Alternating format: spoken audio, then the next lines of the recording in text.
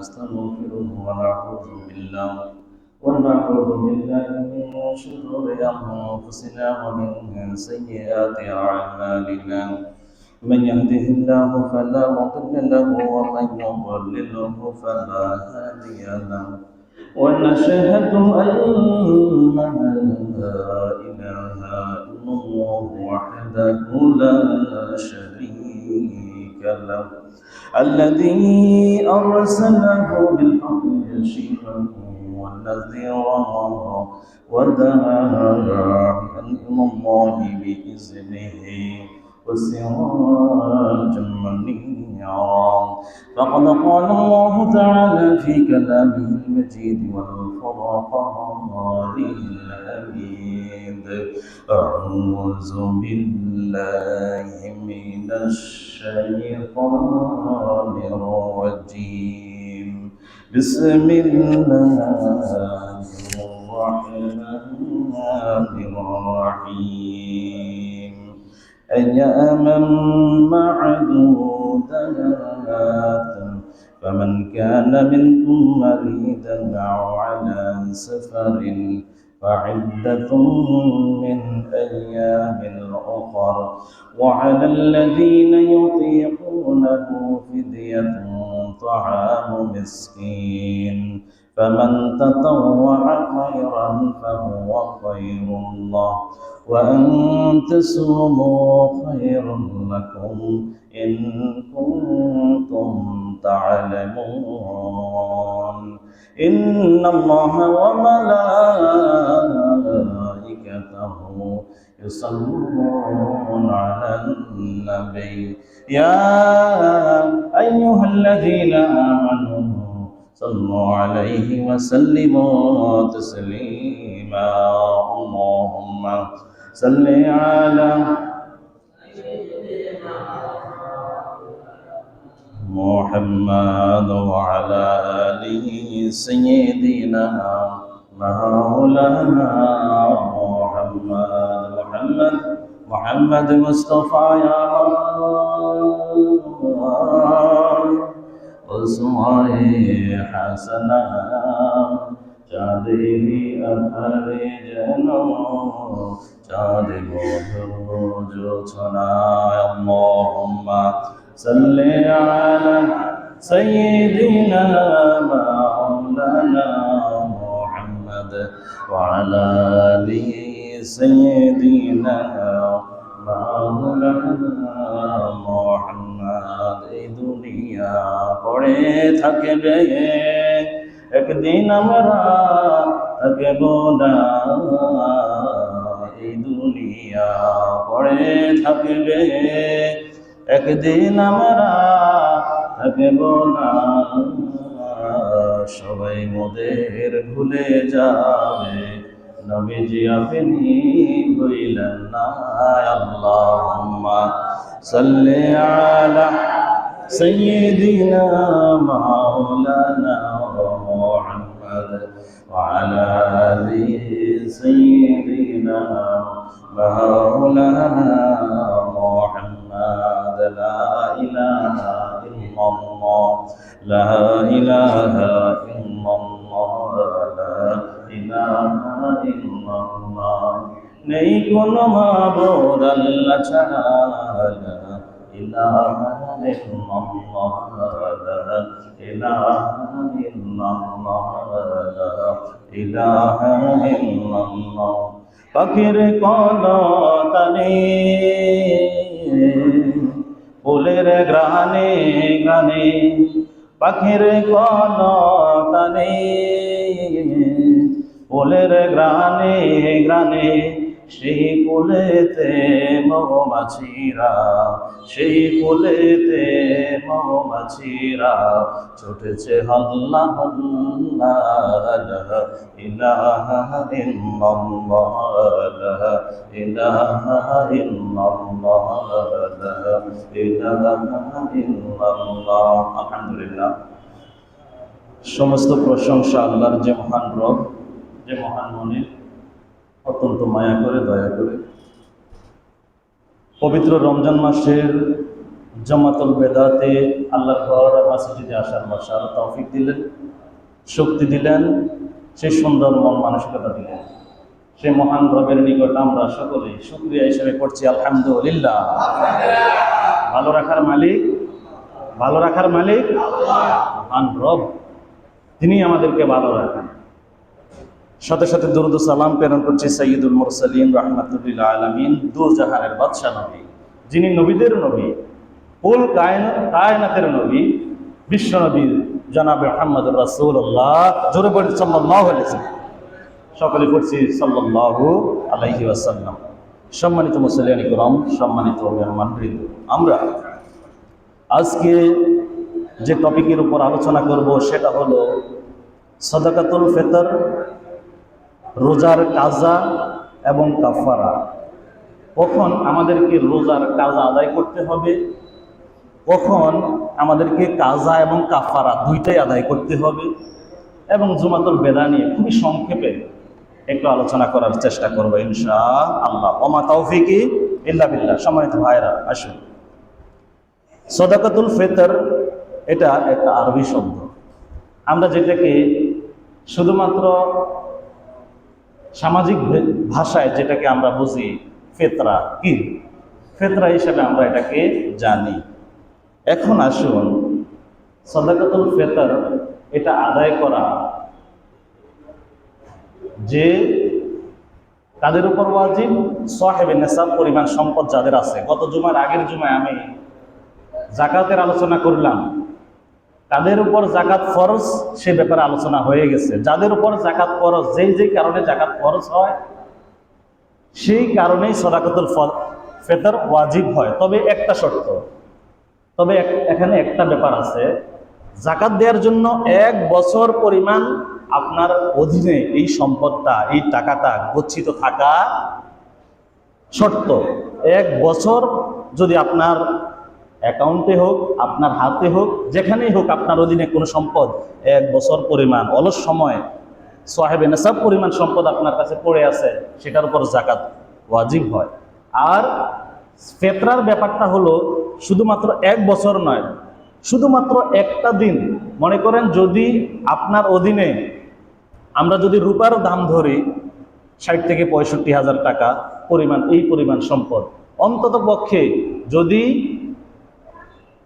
ঈদের যে দিন, রমজানের ঈদের দিন সকালবেলা পর্যন্ত যদি আমার কাছে এই পরিমাণ সম্পদ থাকে, এই পরিমাণ টাকা থাকে, আমার হাতে চলে আসে, একদিনের জন্য হলেও, 5 মিনিটের জন্য হলেও যদি কিনা আমার হস্তগত, আমার অধীনে 60 থেকে 65,000 টাকা পরিমাণ সম্পদ আমার কাছে থাকে, তাহলে আমার উপর ফিতরা দেয়া ওয়াজিব, আমার উপর ফিতরা দেয়া ওয়াজিব। এখন ফিতরাটা আপনি পরিবারের পক্ষ থেকে, পরিবারের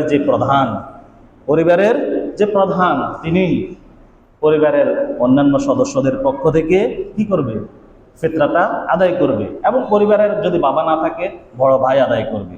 আর আপনার ফিতরা যদি কোনো আপনি নিজে দিতে চান, তাও তো হয়ে যাবে, ঠিক না? আপনার ফিতরা আপনি আপনার বাবার দিকে না তাকিয়ে, বড় ভাইয়ের দিকে না তাকিয়ে আপনি নিজে দান করে দেন। এই বছর ইসলামিক ফাউন্ডেশন যেটা নির্ধারণ করলো, খুবই অল্প 110 টাকা পরিমাণ সম্পদ, 110 টাকা ফিতরার পরিমাণ। হ্যাঁ, এটা সর্বনিম্ন। আর ঊর্ধ্ব যেটা, এটা আমি বলবো না, কারণ এক একজনের অ্যাবিলিটি এক এক রকম। আপনার যদি সদিচ্ছা থাকে 110 টাকার পরিবর্তে আপনি যদি 1010 টাকা দেন, কোনো সমস্যা আছে? কথা বলে না কেন? কোনো সমস্যা আছে? সমস্যা নাই তো, এটা তো নফল, এটা তো আপনার জন্য এটা পজিটিভ।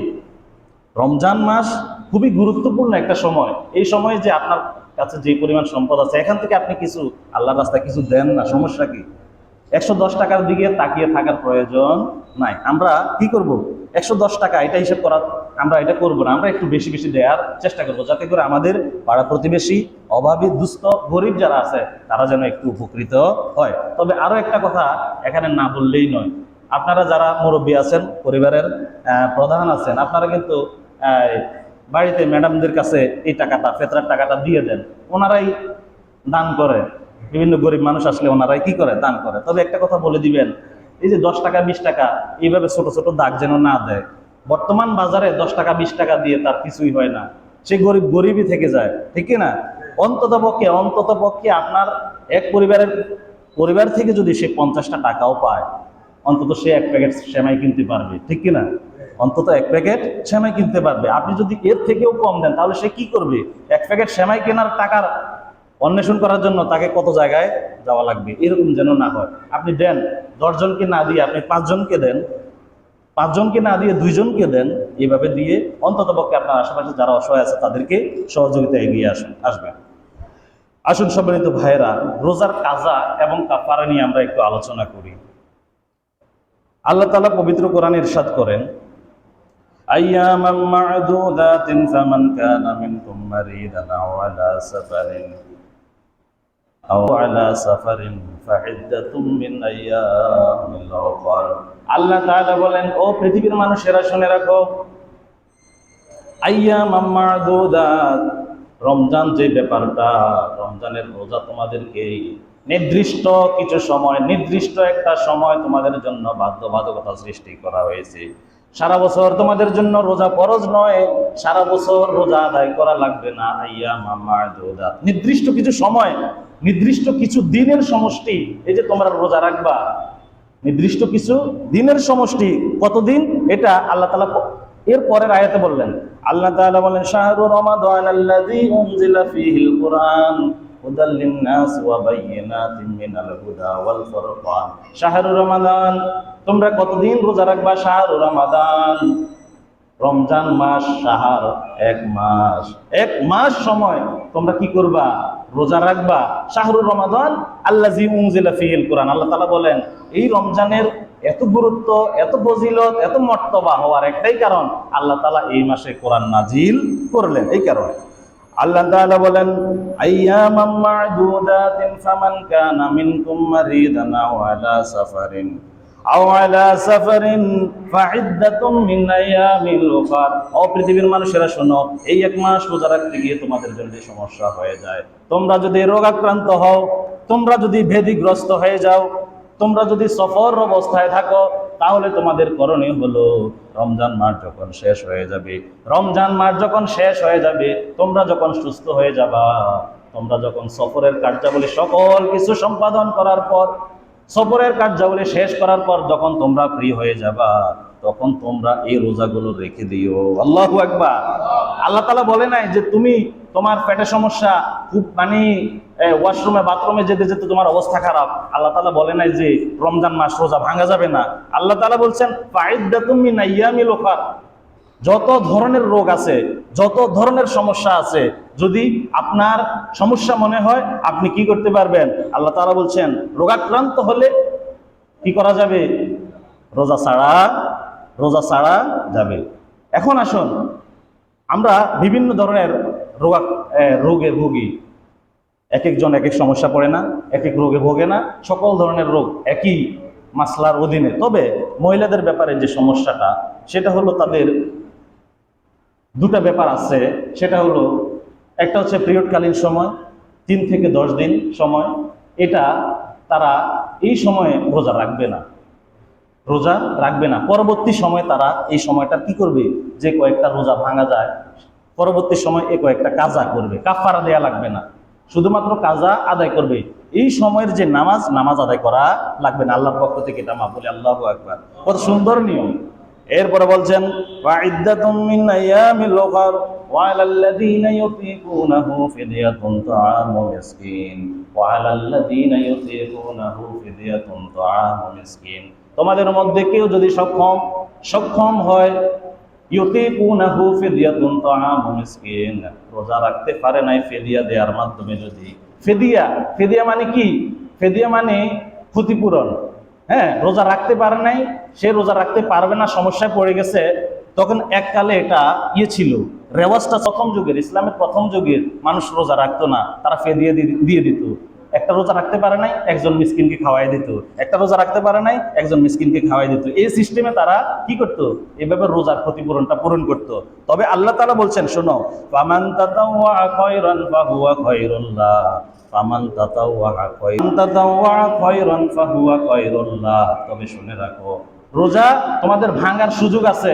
ভাঙার সুযোগ থাকা সত্ত্বেও, রোজা ভাঙার আল্লাহ তাআলা সুযোগ দিয়েছেন। রোজা ভাঙার সুযোগ থাকা সত্ত্বেও আল্লাহ তাআলা বলছেন ফামান তাতাওয়া খায়রান, কেউ যদি এই কল্যাণ কাজটা পূরণ করে, কেউ কল্যাণ কাজটা যদি করে নেয়, ফাহুয়া খায়রুল লাহুম, এটাই তার জন্য কল্যাণকর। বলি আল্লাহু আকবার। আপনি সমস্যায় আছেন, বিপদে আছেন, মুসিবতে আছেন, বিভিন্ন ধরনের রোগে আক্রান্ত, জর্জরিত, এরপরেও যদি কেউ যদি রোজা রাখে, আল্লাহ তাআলা বলেন ফাহুয়া খায়রুল লাহুম, এটা তো তার জন্য কল্যাণকর। বলি আল্লাহু আকবার। আল্লাহ তাআলা এরপর বলেন ওয়া আনতাসুমু খায়রুল লাকুম ইন কুনতুম তা'লামুন, ওয়া আনতাসুমু খায়রুল লাকুম, তোমাদের কেউ যদি কল্যাণ কাজ করে, ভালো কাজ করে, এটা তো তার জন্যই সে অর্জন করে নিল। ওয়া ইন্না, তোমরা কি জানো, তুমি যে এই কল্যাণ কাজটা করলা, তুমি যে এই ত্যাগ স্বীকার করলা, তুমি যে এই কষ্টটা স্বীকার করলা, এটা তো তোমার জন্যই, এটা তো তোমার জন্যই। এর জন্য আল্লাহর পক্ষ থেকে তোমাদের জন্য কি আছে? আল্লাহর পক্ষ থেকে তোমাদের জন্য পুরস্কার আছে। কেমন পুরস্কার? ক্বালা রাসূলুল্লাহ সাল্লাল্লাহু আলাইহি ওয়াসাল্লাম ফিল জান্নাতি সামানিয়াতু আবওয়াব, ফিল জান্নাতি সামানিয়াতু আবওয়াব।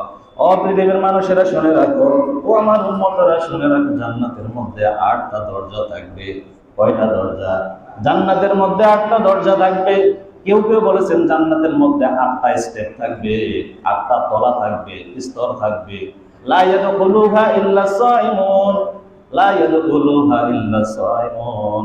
তবে ওইখানে এমন একটা দরজা আছে, ফিহা বাবুন রায়্যান, ফিহা বাবুন রায়্যান, জান্নাতের এই 8টা দরজার মধ্যে এমন একটা দরজা, সেই দরজার নাম হলো রায়্যান।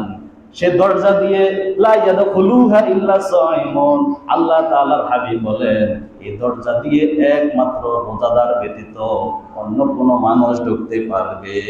আল্লাহু আকবার বলি। লা ইয়াদখুলুহা ইল্লা সাইমুন, রোজাদার ব্যতীত এই দরজা দিয়ে ওই জান্নাতের স্তরের মধ্যে কেউ থাকতে পারবে না। আল্লাহর হাবিব সাল্লাল্লাহু আলাইহি ওয়াসাল্লাম বলেন রুয়ান আয়েশা রাদিয়াল্লাহু তাআলা আনহা قالت أن رسول الله صلى الله عليه وسلم من مات وعليه صيام صام عنه وليه। এবার আসুন, কোন ব্যক্তি যদি একটা, দুইটা, 5টা রোজা না রেখে মারা যায়, সে ব্যাপারে তার জন্য কি করা লাগবে? এই হাদিসের মধ্যে আল্লাহ রাসূল সলিউশন দিয়ে গেলেন। রবিয়ান আয়েশা রাদিয়াল্লাহু তাআলা আনহা قالت أن رسول الله صلى الله عليه وسلم, রাসূল সাল্লাল্লাহু আলাইহি ওয়াসাল্লামের প্রিয়তমা স্ত্রী হযরত আয়েশা সিদ্দিকা, তিনি বলেন রাসূল সাল্লাল্লাহু আলাইহি সাল্লাম একটা কথা বলতে শুনেছি। রাসূল বলেছেন মান মাতা ওয়া আলাইহি সিয়াম, তোমাদের মাঝে কোনো ব্যক্তি যদি মারা যায়, কিন্তু মারা যাওয়ার আগে অসুস্থতার কারণে হোক, যে কোনো সমস্যার কারণে হোক, একটা, দুইটা, 5টা, 10টা রোজা যদি সে রাখতে না পারে, এরকম হয় না? রোজা রাখতে পারে না, সমস্যায় পড়ে গেছে, অসুস্থতার কারণে রোজা রাখতে পারে না, এরকম হয় না? হয়তো আল্লাহর রাসূল সাল্লাল্লাহু আলাইহি ওয়াসাল্লাম তখন করণীয় তোমাদের কি হবে? সামানহু ওয়ালিয়ুহু, সামানহু ওয়ালিয়ুহু, তার করণীয় হলো তার যে উত্তর পুরুষ যারা আছে ওই লোকেরা তার পক্ষ থেকে রোজা চলে গেলে তার পক্ষ থেকে এই রোজাগুলো কাজা রেখে দিবে। বলে আল্লাহু আকবার। এখানে আর কাফারা করা দেয়া লাগবে না। যদি কোনো ব্যক্তি 5টা রোজা না রেখে মারা গেল, আপনার বাবা হোক, আপনার সন্তান হোক, আপনার মা হোক, মনে করেন অসুস্থতার কারণে 5টা রোজা না রেখে মারা গেল, তখন আপনার করণীয় হবে আপনি এই 5টা রোজা রেখে দিবেন, অথবা 5 জন মিসকিনকে পরিপূর্ণ তৃপ্তি সহকারে খাওয়াই দিবেন। বলে আল্লাহু আকবার। ইসলামের যে ব্যাপারগুলা আসলে এটা সহজ, মানলে খুবই সহজ, কিন্তু না মানলে কঠিন হয়ে যায়। কেন? ওই যে কাফারা ব্যাপারটাই হলো জরিমানা। কাফারা শব্দের অর্থই হলো জরিমানা। আসুন, যে ইসলামের ব্যাপার মানলে কি খুবই সহজ। এবার আসুন, যেমন যে চুরির যে শাস্তি, কোনো ব্যক্তি যদি চুরিতে ধরা খায়, আল্লাহ তাআলা বলছেন চুরি করা যাবে না। আচ্ছা, করলাম না, আমার কোনো সমস্যা নাই। ইসলামের বিধান হলো চুরি করা যাবে না, করলাম না, আপনি করেন না, আপনার কোনো সমস্যা আছে। এখন ইসলামের বিধান হলো আল্লাহ তাআলা বলেন আস-সারিকু ওয়াস-সারিকাতু ফাকতাউ আইদিয়াহুমা জাযাআম বিমা নাকালা।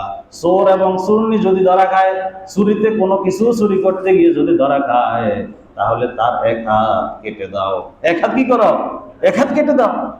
তবে কি পরিমাণ সম্পদ চুরি করলে হাত কাটা যাবে, আন্দাজে হাত কাটতে যাই না, কিন্তু উল্টাপাল্টা কাজ করা যাবে না। এখানে ফিকহি মাসলা আছে, কি পরিমাণ সম্পদ থাকলে, কি পরিমাণ সম্পদ চুরি করলে হাত কাটা যাবে, কোনটা চুরি করলে হাত কাটা যাবে না, এটাও তো জানা লাগবে। এটা এখন বলার বেশি একটা সময় নাই। এখন আসুন, এখন চোরের হাত একটা কাটুক, কাটুক দুইটা কাটুক, পাও একটা কাটুক দুইটা কাটুক, আমার সমস্যা আছে? সমস্যা কার? চোরের। তাহলে চুরি না করলেই তো হয়। আল্লাহর বিধানগুলা, শাস্তির বিধানগুলা এত কঠিন হওয়ার একটাই কারণ, যেন মানুষ এই অপরাধের কাছে ধারে কাছেও না যায়। কথা বুঝে আসছি? এবার আসুন, জেনাকার এবং জেনাকার, সমাজের মধ্যে জেনা ব্যভিচার অহরহ চলছে। এখন কোরআনের যে বিধানটা, কোরআনের বিধান, কোরআনের যে শাস্তিটা খুবই ভয়াবহ, খুবই কঠিন। এখন আমি যদি জেনার আশেপাশেও না যাই, আপনি যদি না যান, তাহলে জেনাকারকে যত কঠিন শাস্তি দিক, আমার সমস্যা আছে? কথা বলেন না, আমার সমস্যা আছে? আপনার সমস্যা আছে? সমস্যা নাই তো। তবে হ্যাঁ, এখানে জেনাকারের দুই ধরনের শাস্তি আছে। বিবাহিত জেনাকারের এক ধরনের শাস্তি, অবিবাহিত জেনাকারের এক ধরনের শাস্তি। আল্লাহু আকবার বলি। মানে দুইজনকে একই শাস্তি দিবে না, কারণ বুইরার দোষ বেশি। কার দোষ বেশি? বুইরার দোষ বেশি, কারণ তার তো ঘরে স্ত্রী আছে। বিয়ে শাদী করার পরেও সে যদি কোনো এই অপকর্মে লিপ্ত হয়, তার শাস্তিটা ডবল, তার শাস্তিটা খুবই কঠিন। কিভাবে?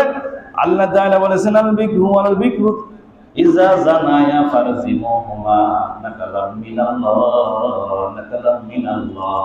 আল বিকরু ওয়াল বিকরু ইজা জানায়া ফারজিমুহুমা নাকালাম মিনাল্লাহ, নাকালাম মিনাল্লাহ। কোন পুরুষ, বিবাহিত পুরুষ এবং বিবাহিত নারী যদি অন্যত্র জেনায় লিপ্ত হয়, আল্লাহর অর্ডার হচ্ছে তাকে কি করা হবে? ফারজিমুহুমা নাকালাম মিনাল্লাহ। তাকে পাথর পর্যন্ত, তাকে মাজা পর্যন্ত মাটিতে গেড়ে পাথর নিক্ষেপ করে করে তাকে হত্যা করে ফেলো। আল্লাহু আকবার বলেন।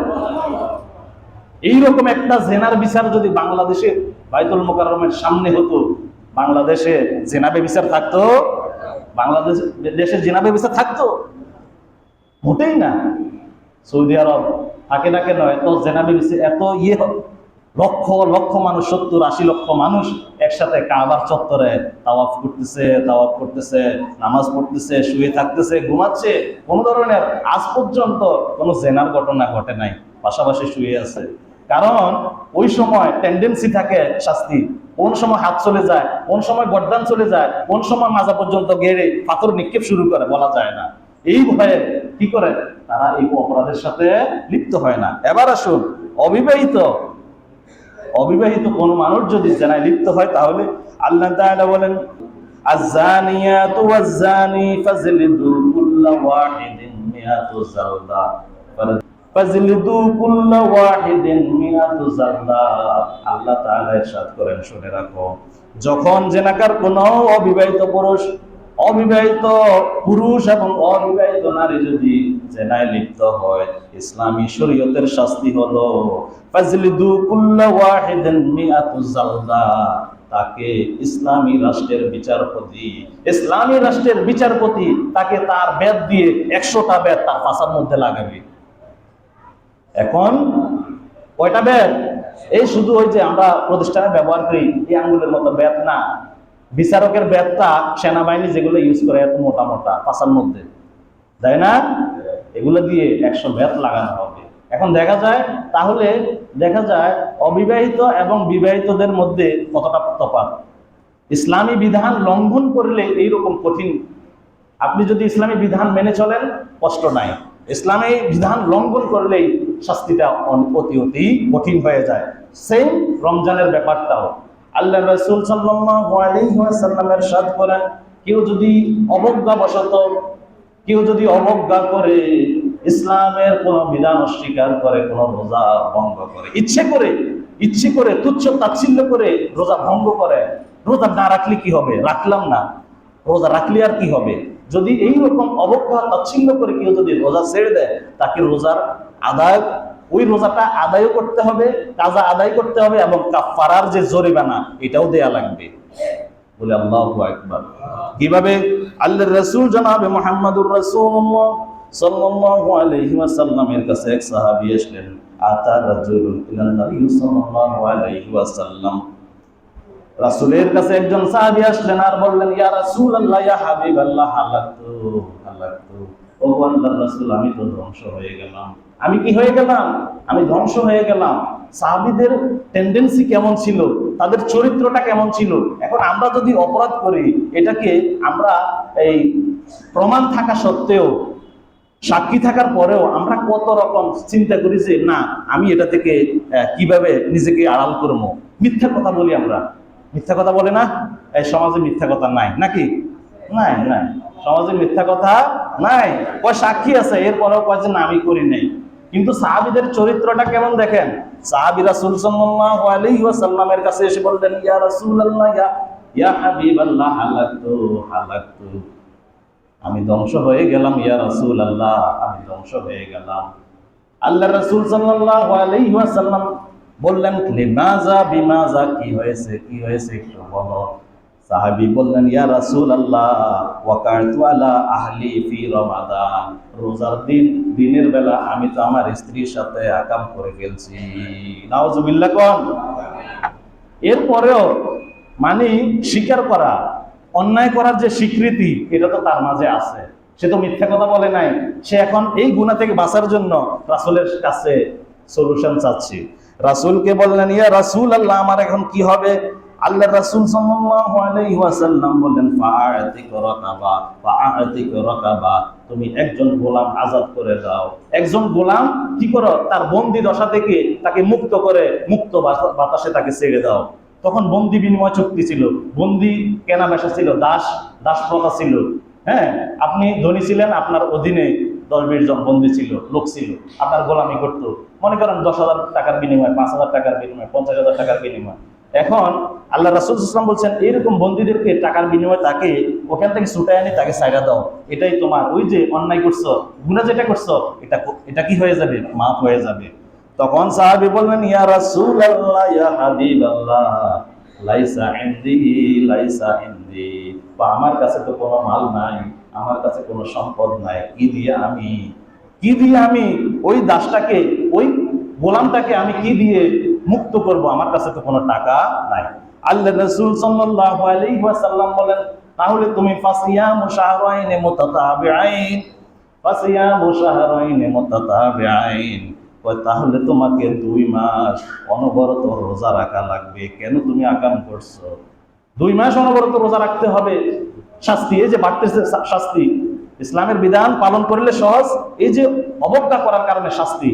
আল্লাহ রাসূল সাল্লাল্লাহু আলাইহি ওয়াসাল্লাম বললেন, ফাসিয়ামু শাহরাইন মুতাতাবিআইন। তাহলে তোমাকে 2 মাস অনবরত রোজা রাখতে হবে।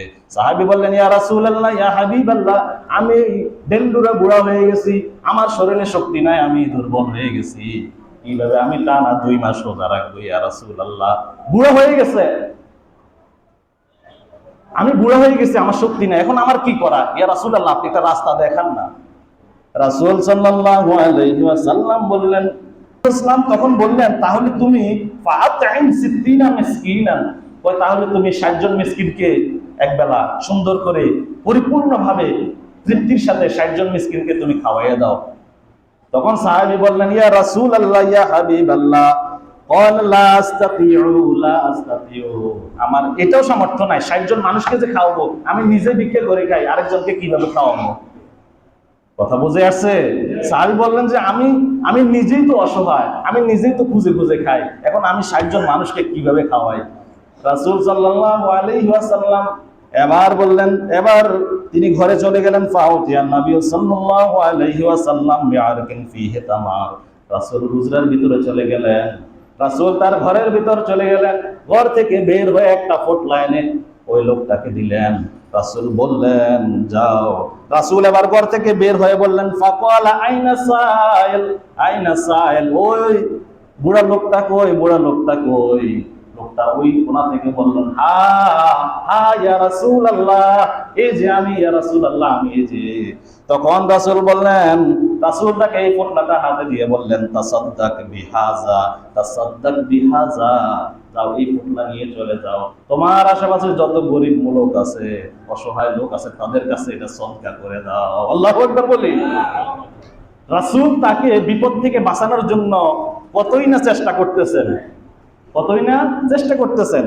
তখন লোকটা বললেন, ইয়া রাসূলুল্লাহ, ইয়া হাবিবাল্লাহ, ফাওয়াল্লাযী বাসাকা বিল হক, ও আল্লাহর হাবিব সাল্লাল্লাহু আলাইহি ওয়াসাল্লাম, যে মহান রব আপনাকে সত্য সহকারে নবী বানিয়ে পাঠিয়েছেন, সেই রবের কসম করে বলি, আমার বাড়ি থেকে আপনার বাড়ি আসা পর্যন্ত রাস্তার দুই পাশে আমার থেকে ফকির আর কেউ নাই। আল্লাহু আকবার। আমার থেকে এত অসহায়, আমার থেকে এত গরিব আর কেউ নাই, ইয়া রাসূলুল্লাহ, এখন আমি কি করব? রাসূল এবার হেসে দিলেন। ফাদাহাকান নবী সাল্লাল্লাহু আলাইহি সাল্লাম, রাসূল এবার হেসে দিলেন যে আরে, হ্যাঁ, রাসূল হেসে দিলেন। এবার রাসূল বললেন, ফাকালা আনতুম ইজান, আনতুম ইজা, যাও তুমি খাও, এবার যাও তুমি খাও, তুমি যে সবচেয়ে অসহায়, এরপরও যে আকাম কুকাম করছো, যাও তুমি এটা খাও, আল্লাহ মাফ করে দিবে। বলেছো আল্লাহু আকবার। জুমাতুল বিদা মানে বিদায়ী জুমা, রমজানের শেষ জুমা, জুমাতুল বিদা খুবই গুরুত্বপূর্ণ একটা সময়, খুবই ফজিলতপূর্ণ একটা দিন। আমরা এই দিনটাকে আজকে অতিক্রম করছি। সম্মানিত হাজিরিন, আগামী বছর, আগামী রমজান পর্যন্ত আমরা বাঁচবো এইরকম কোনো সিউরিটি আছে? কোনো সম্ভাবনা আছে? নাই। সুতরাং জুমাতুল বিদা, আমরা কি জুমাটাকে, আমরা যে এই রমজানটাকে বিদায় দিব, আমরা যে এই রমজানটাকে ধীরে ধীরে বিদায় দেওয়ার দিকে আমরা এগিয়ে যাচ্ছি, কিন্তু এই রমজানটাকে আমাদের ভাবা উচিত যে আমরা বিশ্বস্ততার সাথে এই জুমাটাকে, এই রমজানটাকে আমরা বিদায় দিচ্ছি, নাকি বিশ্বাসঘাতকতার সাথে আমরা এই রমজানকে আমরা বিদায় দিচ্ছি। একটা হচ্ছে বিশ্বস্ততার সাথে, আরেকটা হচ্ছে বিশ্বাসঘাতকতার সাথে।